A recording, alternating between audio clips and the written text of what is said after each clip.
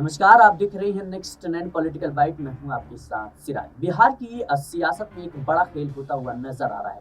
Media reports के मुताबिक एक तरफ बीजेपी ने सीट शेयरिंग फाइनल कर ली है, तो वहीं दूसरी तरफ पशुपति पारस को उससे बाहर रखा गया है। और कुछ रिपोर्ट्स में यह दावा जरूर किया जा रहा है कि एक सीट पशुपति पारस के लिए छोड़ी जा सकती है, लेकिन अभी तक इस बात की पुष्टि नहीं हो सकी है। लेकिन माना जा रहा है कि चिराग को जगह देने के लिए चाचा पशुपति पति को किनारे कर दिया गया है और इसके ऊपर एक सीट भी ना देने की कई तरह की बातें सामने आ रही है। बताया जा रहा है कि बीजेपी पशुपति पारस को खुश करने के लिए राज्यपाल बनाने का प्रस्ताव जारी कर दी है और अब पशुपति से स्वीकार करते हैं या नहीं, सारा खेल इसी बात पर टिका हुआ है। बता दें कि वैसे सक्रिय राजनीति से अलग होकर राज्यपाल का पद वे संभालना चाहेंगे या नहीं, ये अपने आप में एक बड़ा सवाल है। वैसे समझने वाली बात यह है कि बीजेपी ने सीट शेयरिंग में इस बार चिराग पासवान को ज्यादा तवज्जो देने का काम किया है। उन्हें 5 सीटें देकर काफी कुछ स्पष्ट कर दिया है।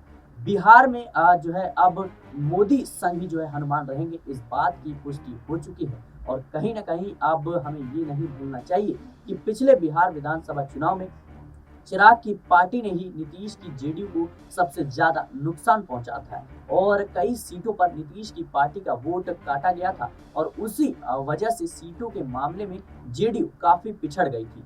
और अब उन्हीं चिराग पासवान पर बीजेपी ने ज्यादा भरोसा जताया है। हाजीपुर सीट तक उन्हें देने की बात हो गई है। ये वही सीट है जिसे लेकर सबसे ज्यादा सियासी ड्रामा चल रहा था। अब वो सीट भी माना जा रहा है कि चिराग पासवान के खाते में चली गई है और उनकी पार्टी का कद भी एनडीए के अंदर बढ़ता हुआ नजर आ रहा है।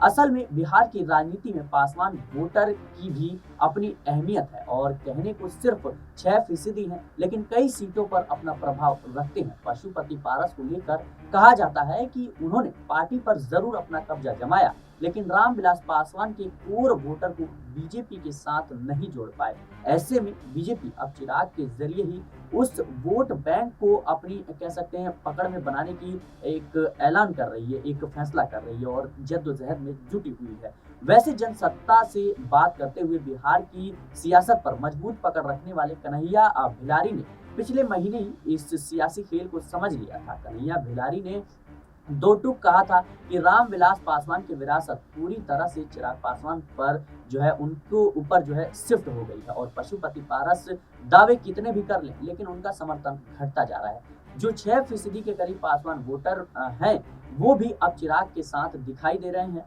और वे इस बात को भी मानते हैं कि पशुपति पारस वर्तमान में बीजेपी पर एक बोझ बन गए हैं। चुनाव है, ऐसे में वे अभी साथ दिख रहे हैं, लेकिन हो सकता है कि बाद में खुद को अलग हो जाए और फिर उन्हें बाहर का रास्ता दिखा दिया जाए। फिलहाल जिस तरीके से लगातार चिराग पासवान और पशुपति पारस को लेकर दावे किए जा रहे हैं कि 5 सीटों पर चिराग पासवान की बात बन गई है, काफी हद तक ये रुख भी साफ होता हुआ नजर आ रहा है। लेकिन एक तरफ उनके चाचा को जिस तरीके से दरकिनार किया गया है, अपने आप में भी एक बड़ा सवाल है। फिलहाल देखना होगा कि क्या राज्यपाल का वो प्रस्ताव स्वीकार करते हैं या फिर नहीं। फिलहाल के लिए इस खबर में इतना ही।